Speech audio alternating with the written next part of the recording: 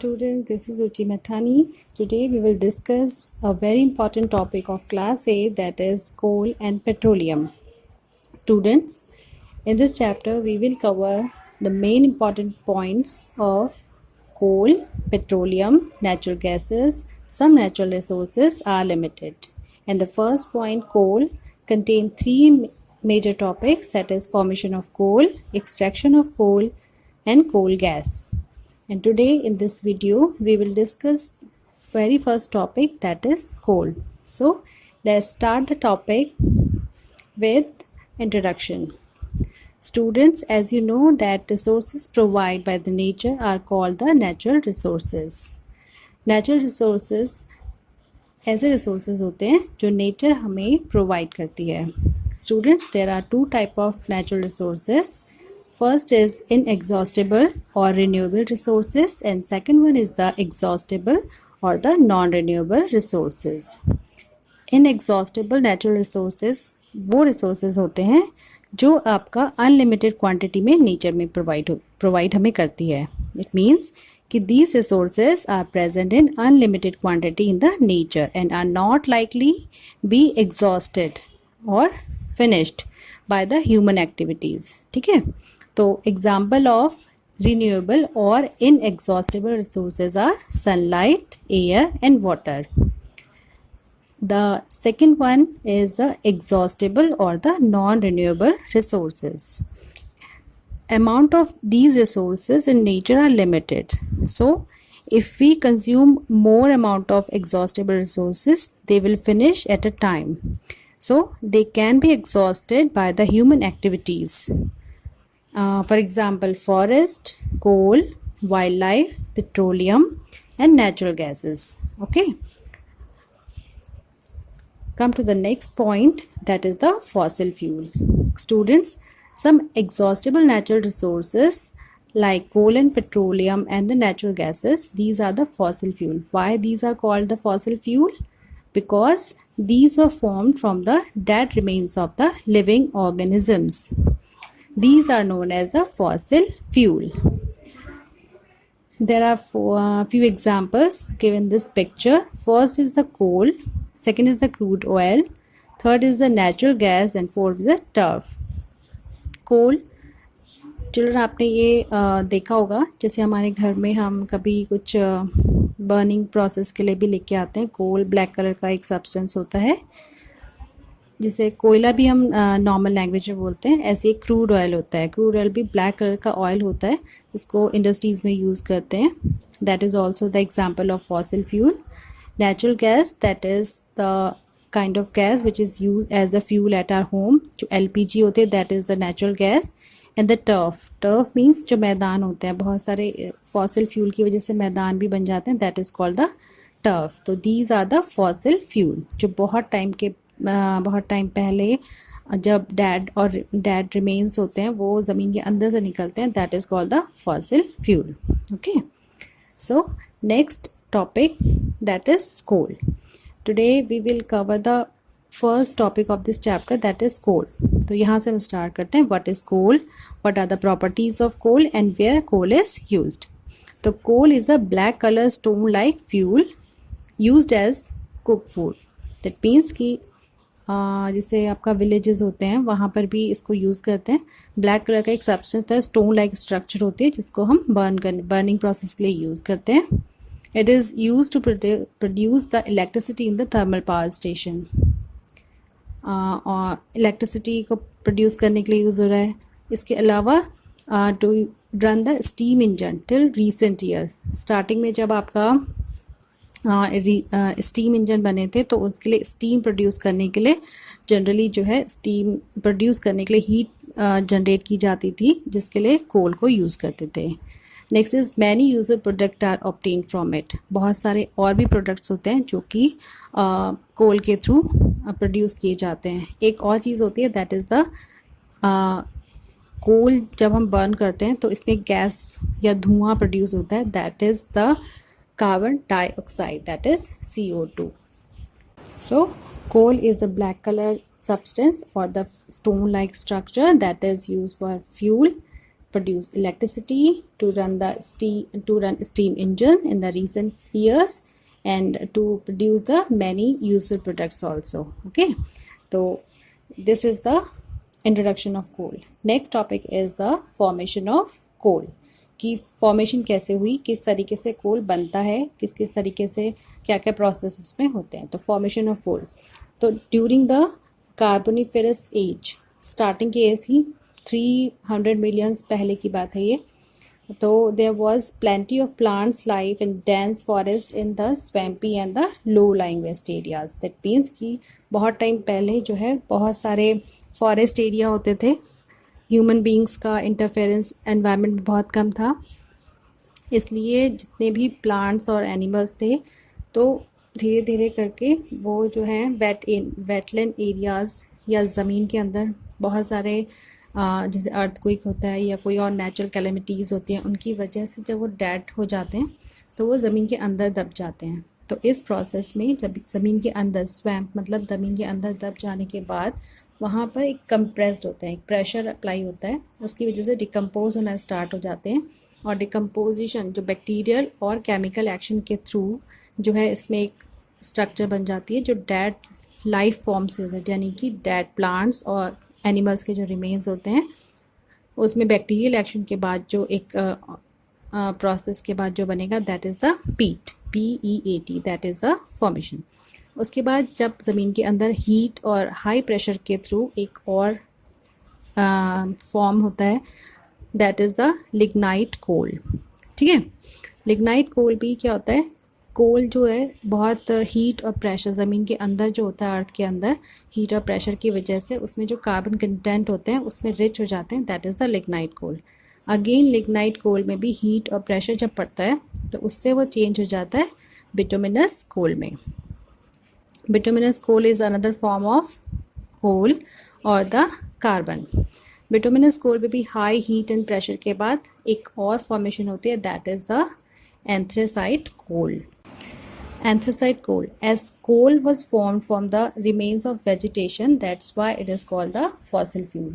अब आपको स्टार्टिंग में बताया था कि जितने भी आपका फॉरेस्ट एरिया था, क्योंकि उसके रिमेन से आपका जो है ये अर्थक्वेक या फिर किसी और प्रोसेस के थ्रू जब ये ज़मीन के अंदर जो है डंप हो जाते हैं, then it convert into peat, lignite coal और बिटुमिनस कोल और anthracite coal, so that are called the fossil fuel. And this slow process of conversion of dead vegetation into the coal is called the carbonization. It is very important, students. Question rise, what is carbonization? That you can say that the process of conversion of dead remains into the coal is called the carbonization. Okay students, this is a picture of conversion or the carbonization, in which first at the upper part there is a forest area. After some time for the bacterial and chemical action, the forest or the dead remains are converted into the peat, and then it convert from high pressure and heat, it convert into the lignite, and after high pressure or the heat it convert into the coal. Students, according to the carbon content present in the coal is classified as peat, anthracite, bituminous and lignite. तो anthracite जो होता है that contain the highest amount of carbon. इसमें almost 92 से 98% तक का carbon होता है, ठीक है ना. ऐसी आपका bituminous is another form of coal. It contain the 60 to 80% of carbon. It is mainly used for the power generation. And the another one is the lignite. It has least amount of carbon, only 10 to 15% of carbon in it, and it is on the burning gives out a lots of smoke. Okay, next important topic is extraction of coal. Coal is extracted from the coal seams.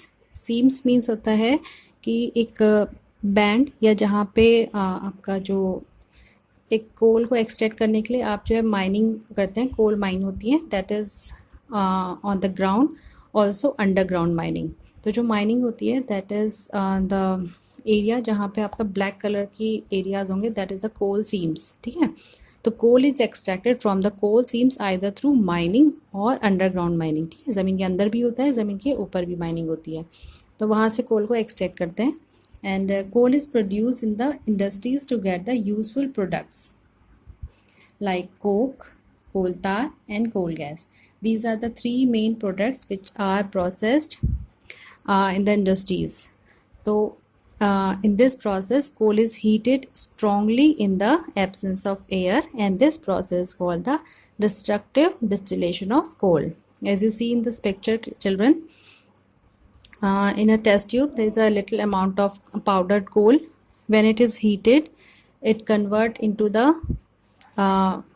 gas, that is the coal gas, which is produced after heating, strong heating in the absence of air. And coal tar is stored or in the form of precipitate because it's heavy. तो water ऊपर आ जाता है, कोल तार just नीचे settle down हो जाता है और कोल गैस जो है बाहर निकल जाती है. तो this process called the destructive distillation, and this is the extraction of coal, कि कोल किस तरीके से जो है डिफरेंट फॉर्म्स उससे निकाली जाती हैं. कोक कैसे निकाला जाता है, कोल तार कैसे निकाला जाता है, एंड कोल गैस कैसे बनती है, ठीक है. This process called the destructive distillation. Come to the next topic, that is coke. Students, coke is very important form of coal. It is the purest form of carbon. That means इसमें carbon content जो होते हैं सबसे ज़्यादा होते हैं, और ये दिखने में आपका पोरस होता है, ब्लैक सब्सटेंस होता है. पोरस मीन्स उसमें थोड़े थोड़े होल्स होते हैं. तो Coke is almost pure form of carbon and it is the porous black substance. It has high percentage of carbon and very low amount of impurities. It means कि इसमें बहुत ज़्यादा अमाउंट में कार्बन होता है. That's why the purest form of carbon or the coal. It is obtained from the destructive distillation of coal. जो मैंने आपको पहले बताया destructive distillation, उसमें जो है इसको हम निकालते हैं या बनाते हैं. तो कोक किस तरीके से बनता है, कोल में से अगर हम मॉइस्चर को और वॉलेटाइल मैटर, वॉलेटाइल मतलब जो है इवेपोरेट हो जाते हैं, अगर हम कोल में से मॉइस्चर और वॉलेटाइल मैटर को अगर रिमूव कर देते हैं, then we can obtain coke. Okay. It is used as the fuel as reducing agent in the smelting of iron ore in blast furnace. It means कि ये एक फ्यूल की तरह यूज़ होता है, फ्यूल में रिड्यूसिंग एजेंट की तरह पे. रिड्यूसिंग एजेंट की तरह मतलब यूज़ होना. अभी आयरन ओर, आयरन ओर का मतलब होता है कि ज़मीन में से जब आयरन को एक्सट्रैक्ट किया जाता है, निकाला जाता है माइंस में से, तो ब्लास्ट फर्नेस में एक बड़ी सी भट्टी या फर्नेस होती है जिसमें उसको गर्म करते हैं. स्मेल्ट एक प्रोसेस होता है स्मेल्टिंग, उसमें एज ए रिड्यूसिंग एजेंट उसको यूज़ करते हैं. और it is also use in manufacturing of steel and in extraction of many metals. ठीक है, बहुत सारी जगह पे उसको यूज़ करते हैं. तो इम्पॉर्टेंट पॉइंट्स हैं हमारे कि प्योर फॉर्म ऑफ कार्बन है, पोरस है, ब्लैक सब्सटेंस है, और बहुत हाई अमाउंट में इसमें कार्बन होता है. ओके, तो come to the next point, that is the coal tar. तो हमारे 3 प्रोडक्ट्स निकले थे. फर्स्ट इज़ कोक, कोल तार एंड कोल गैस. तो हम सेकेंड पॉइंट पे आ गए हैं, coal tar. As you see in the picture student, this is the black thick viscous liquid. देखने में ही आपको दिख रहा है, this is the viscous mixture of almost hundreds of chemical compounds. तो ये जो नीचे बैठ जाता है, सेटल हो जाता है, दिस इज़ अ थिक, बहुत ही हार्ड सा चिपचिपा सा एक लिक्विड होता है ब्लैक कलर का, जिसमें बहुत सारे केमिकल कंपाउंड्स होते हैं. ओके, अभी ये यूज़ कहाँ करते हैं? As a starting material for manufacturing synthetic dyes. जो सिंथेटिक डाइज होती हैं, सिंथेटिक डाइज मीन्स बहुत सारे जहाँ पे कलर करना होता है उसके लिए अलग अलग टाइप की डाइज बनाने के लिए उसको यूज़ करते हैं. दूसरे हैं एक्सप्लोजिव्स, यानी कि बहुत सारी जगह के बॉम्ब्स या इस टाइप के एक्सप्लोजिव्स बनाने के लिए यूज़ करते हैं. Perfumes, drugs, plastic, synthetic resins, paint और स्टेन्स. पेंट्स बनाने में भी मेनली इसको यूज़ किया जाता है, अलग अलग तरीके से इंडस्ट्रीज़ में यूज़ करते हैं. एक बहुत ही इंपॉर्टेंट पॉइंट है students, that is the naphthalene balls. Naphthalene balls मतलब होता है जो हम कपड़ों में रखते हैं जिससे कि हमारे इंसेक्ट्स या फिर कीड़े नहीं लगते हैं, जिसे कब्बूर की गोलियां भी बोलते हैं नॉर्मली. तो नेप्थलीन बॉल्स के लिए भी कोल तार को यूज़ किया जाता है. नेप्थलीन बॉल्स वाइट कलर के होते हैं, लेकिन कोल तार ब्लैक कलर का होता है. तो उसको एक्सट्रैक्ट करते हैं इंडस्ट्रीज़ में, तब जाके हम नेप्थलीन बॉल्स बनाते हैं. Next, use as a binding material in surfacing of roads. Nowadays bitumen is used in place of coal tar. ये स्टूडेंट्स आप सबने देखा होगा कि जो रोड बनती है तो रोड पे एक ब्लैक कलर का सब्सटेंस छोटे छोटे पत्थरों के साथ मिक्स करके लगाया जाता है, दैट इज़ द कोल तार.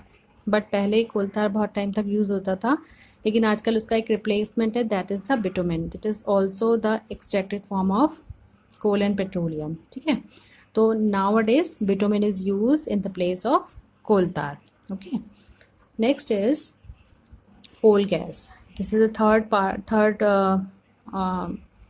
extraction of coal, that is coal gas. As you see in the picture children, there is a thermal power plant. ठीक है, जहाँ पे हम यूज़ करते हैं, यहाँ पे कोल गैस बनाते हैं. तो coal gas is obtain during the process of coal to get coke. यानी कि कोल से जब कोक बनाया जाता है उस प्रोसेस में ये एक गैस के फॉर्म में निकलता है, that is called the coal gas. Okay, and it is mainly use as a fuel in industries situated near the coal processing plant. तो फ्यूल की तरह इसको हम यूज़ करते हैं कोल गैस को. ओके, तो अब आते हैं कॉमन कि यूजेस ऑफ कोल. कोल के क्या क्या यूज़ होते हैं, इन सब तीनों पार्ट के कैसे कैसे यूज़ होते हैं. तो first is it is the largest source of fuel use to generate electricity. Second, use in manufacturing industries for heat and power applications, thermal power stations के लिए. Used to make the steam for heating and use as coke in the steel making. Okay students, I hope I made myself clear. Still, if you have any problem, you can ask to me. Thanks for watching the video.